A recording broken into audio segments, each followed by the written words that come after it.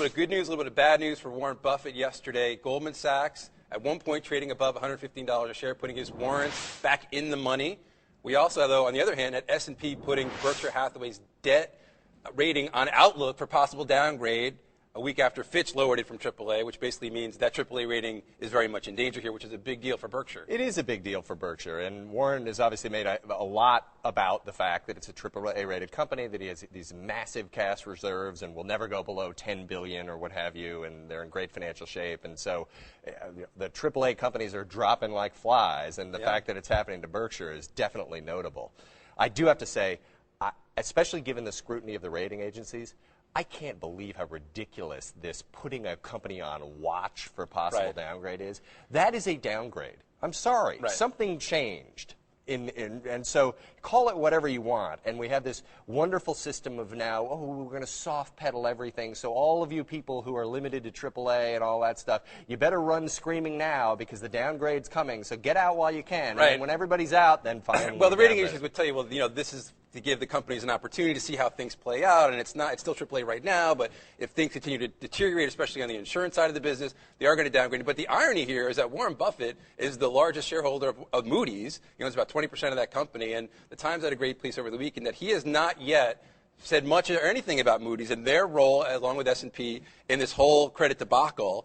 And Warren Buffett always talks about himself as, I hire good people to run good businesses. Where was he when Moody's was throwing its standard out the windows and rating subprime junk AAA? And what has he done to change the management of Moody's to make sure they don't do this again? To this point, there's been nothing public he's said about it, at least not that I've seen or that's been in his annual reports. And so it's definitely, put a knock on his reputation, and we'll see how that plays out. But the irony here, of course, is that now his business is being threatened by these same rating agencies. That's right, and he's not obligated to say anything. I think he's a 20+% shareholder, but his whole career has been about saying things well beyond what he's obligated to say, and it'd be great to hear him weigh in on this. Right, absolutely. Maybe there's a defense of Moody's and S&P we haven't heard yet. If he wants to put it out there, that'd be great. But I don't, to the point about, it's an insurance company, we don't know. Something has changed, which is that S&P yesterday was comfortable with a AAA. Right. Now they're uncomfortable, and they want to look at it. So, again,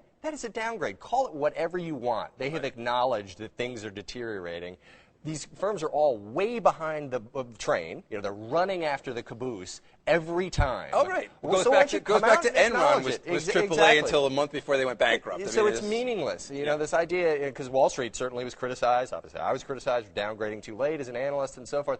If you want to start to try to get in front of that, you got to have the balls to go out and do it before everything hits the fan. Absolutely. Again, AIG, they were AAA just before they filed for, they were nationalized by the United States government this past September. So, and this is a whole other discussion, but now this idea that we're going to rely on the rating agencies to see who can participate in the TALF program and to buy these toxic assets, it's mind-numbing. I mean, it's outrageous on so many different levels, but that's a whole other conversation. We should also talk about the good news for Warren Buffett yesterday. The Goldman Sachs, he bought those warrants last fall. He's been getting paid a 10% dividend the whole time, but there was a lot of flack because the stock had been well under $115 a share. He was out of the money. Oh, no, what was he going to do? Yesterday, it got back there, at least intraday.